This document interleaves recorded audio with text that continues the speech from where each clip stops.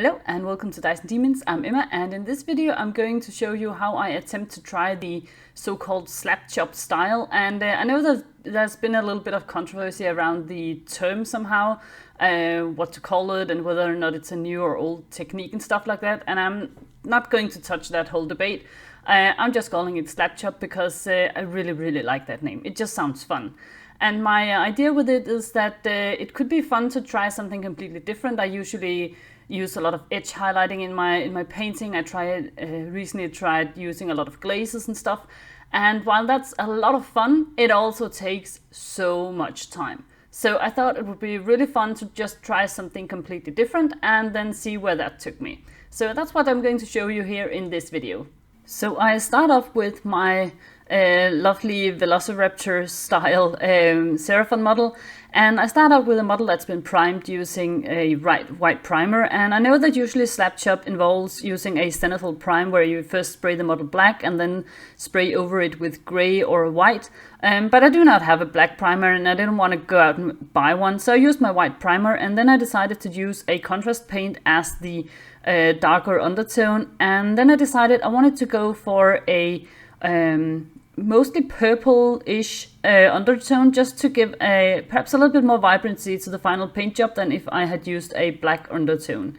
And I just thought it would be a fun experiment. I haven't really tried this method of painting before anyway, so I mean, why not just try and do something a little silly to begin with.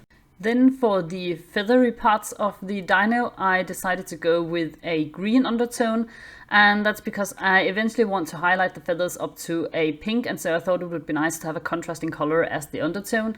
And so I went with Eldari Emerald, which is a contrast paint.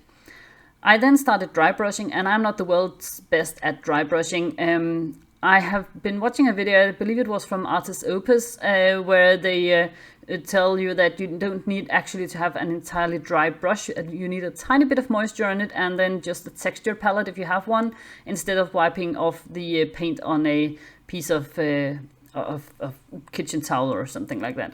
And so I tried that, and I think it worked pretty well, but it's still a technique that I'm not completely comfortable with.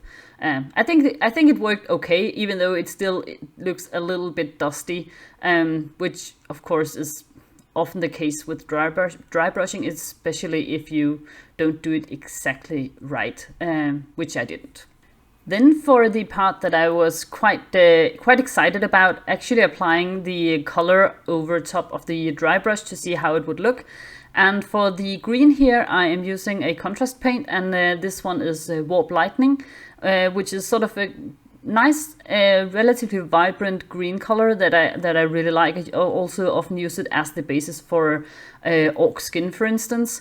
And I put it on in relatively liberal amounts, but still tried not to have a whole bunch of excess paint.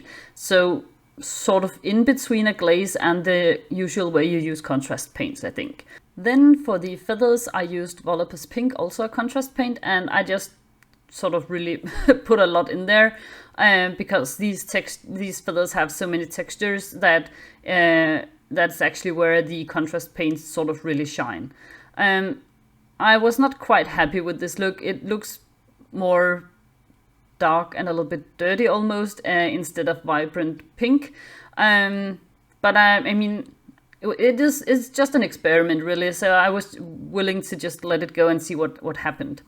Then I grabbed another contrast paint. This is Magma Draft Flame, and it's one of those contrast paints that don't really work as much as a contrast paint, because they tend to just dry up with not the whole shadow and light thing as much.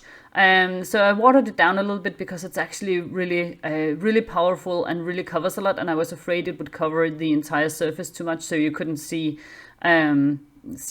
the difference between light and shadow really.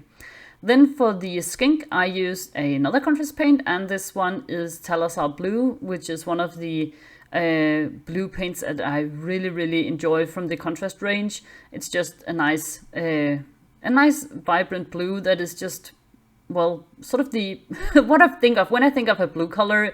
This just sort of comes to mind. Then for the scales on the skink, I use another contrast paint. This is called Striking Scorpion Green, which is very, very vibrant. I didn't want to use the warp lightning like I did on the body of the dinosaur, just because I didn't want the two green tones to be exactly the same. Then after all of this was done, I went back over it with my dry brush, and I tried to be a little bit less heavy-handed with it. I didn't want to cover up everything I had just painted, but I still did want to give a chance to give some more color variation afterwards. Then trying to get some really nice bright highlights here on the green skin, I used again the Striking Scorpion Green, the one that I had used for the base color for the scales on the skink. And I painted the entirety of the body using this, but of course it looks much more vibrant where the second layer of dry brushing hit, and so you get actually quite a nice color variation, I think. Then for the feathers, I used a magenta ink. This is from Liquitex, and it's called something along the lines of quinacridone magenta. I'm not sure I'm pronouncing that right. I'm probably not. And I watered this down quite a bit to make sure that it didn't just cover the entire surface in sort of a flat color, but still let the lighter highlights sort of be visible between the layers. Then for the blue skink, which I had also dry brushed, I used Aethematic Blue, which is sort of a light turquoise color, also contrast paint, and I just went over the entire blue body with that as well. Then for the feathers on the head of the dino, I used Imperial Fist, which is also a yellow contrast paint from Citadel, and I also watered this down a little bit because it can also be it is very heavily pigmented. And I used the same color for the scales on the back of the skink. Again, trying to make it as bright as I could, while at the same time making sure that it wouldn't look exactly the same as the body of the dino. And well, here you can see the finished results. And I have to be a little bit honest here. It probably did take a little bit more than an hour, but I'm not quite sure exactly how long it took because I was painting it over the weekend, and I constantly had to do like boring grown-up stuff like making dinner and things.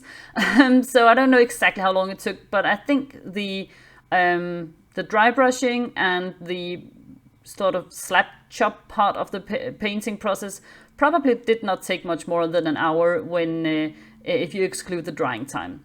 Here you can see another version I painted of more or less the same model, and I think you can easily tell that there is a difference in the quality of the paint job, but I actually quite like the slap chop version as well, and it was definitely much quicker to paint by, I don't know, a lot. So if you're going to be painting an entire army of these guys, perhaps this is a little bit more doable.